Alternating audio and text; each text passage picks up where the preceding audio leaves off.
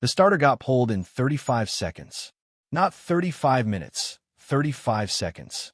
That's how long it took Senegal's blitz defense to expose Team USA's opening lineup, the one Caitlin Clark wasn't in. FIBA and their broadcast partner had plastered Clark's face across every piece of tournament marketing they produced, and Lawson still had her sitting on the bench at tip-off.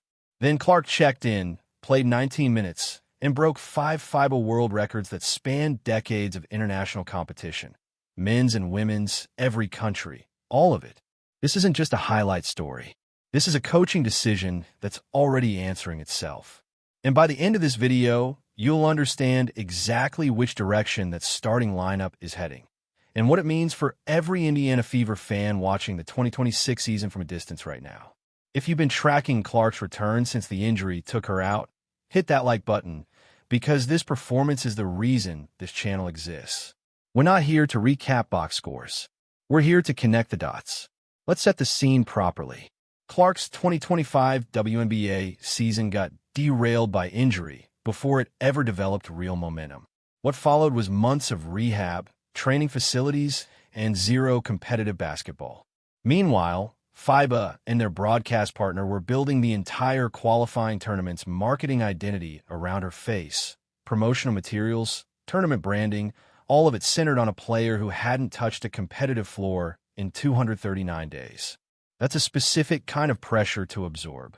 Clark addressed it directly before the game. She said she expected to feel anxious, but instead just felt excited. She also said the first game is always the hardest, but once you find a flow, things figure themselves out. That's not someone suppressing pressure. That's someone who already worked through it. There's another detail in how Clark framed her role going in that tells you everything about where her head was. She said, "This is not a stage where you come out and be the star player. That's not how it works for USA basketball. You don't say that if your mindset is just about putting up numbers." That's someone who did her homework, came in with a plan, and was ready to execute it. The starting lineup decision went with Chelsea Gray at point guard. On paper, the logic holds. Gray is a championship-tested veteran who understands how to run an offense under pressure. Lawson made a defensible call, but Senegal came out with an aggressive, full-court blitz, and Gray was pulled off the point guard position within 35 seconds.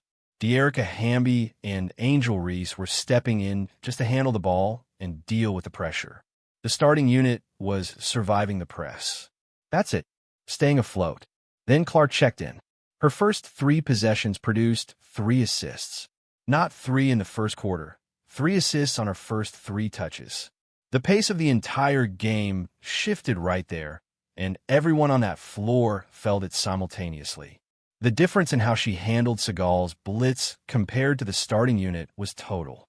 Senegal's pressure scheme is built to create backcourt chaos, trap early, force bad decisions, generate turnovers.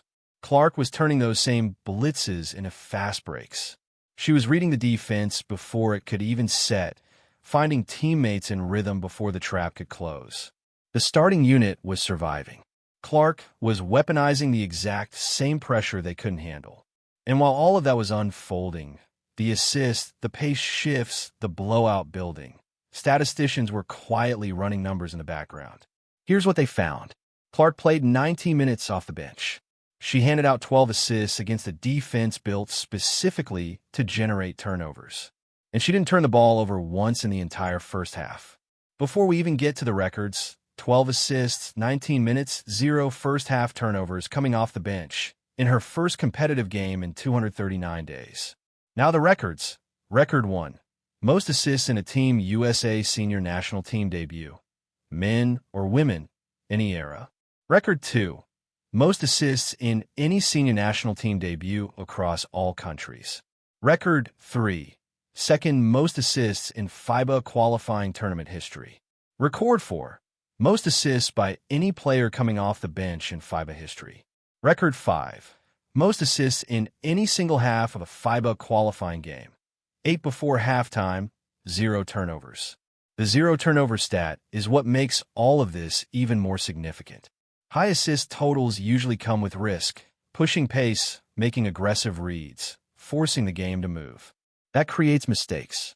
Clark was doing all of that and still not giving the ball away against a defense designed to create turnovers. 8 months removed from competitive basketball. That's not just efficiency. That's control at a different level. The Clark-Ryan-Howard connection became unsolvable for Senegal.